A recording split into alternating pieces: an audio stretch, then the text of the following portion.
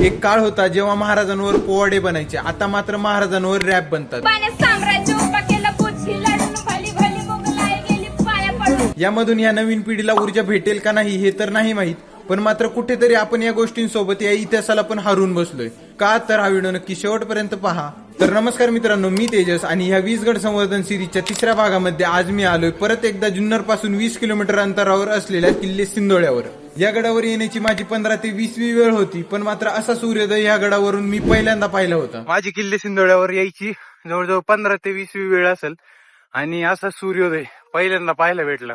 1 तास ट्रेक करून गडावरती पोहोचल्यावर या सह्याद्री प्रेमी परिवारामध्ये एक जण असाही होता जो संवर्धनासाठी सकाळी 110 किलोमीटर अंतर पूर्ण करून पुण्यावरून आला होता. आज आपल्या मोहिमेसाठी पाहुणे आले, ते कशासाठी माहिती का, गड संवर्धनासाठी. इंद्रजित घोरपडे ते पुण्यावरून आलेत.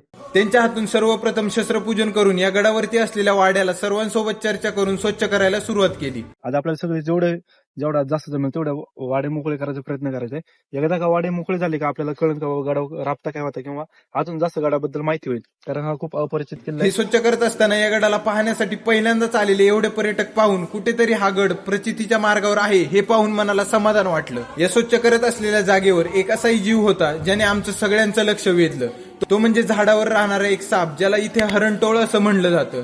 या जागेची स्वच्छता करून झाल्यावर आपल्याला ज्या गडांकडे पाहून प्रत्येकाला ऊर्जा आणि आशेची किरण दिसते, त्या गडावर अशी एक वास्तू जिचं झालेला हाल पाहून इथे मंदिर होते की कोणता वाडा हे सांगणं आमच्यासाठी कठीण होतं. या संवर्धनात मिळालेली दरवेळेस प्रमाणे मडकेची खापरे आणि सुरई, जे की या गडावर मोठ्या प्रमाणावर अजूनही आम्हाला आढळून आली. म्हणूनच हा आमचा प्रयत्न जो की या इतिहासाला प्रगतीच्या ओघामध्ये हरवण्यापासून बाहेर आणेल.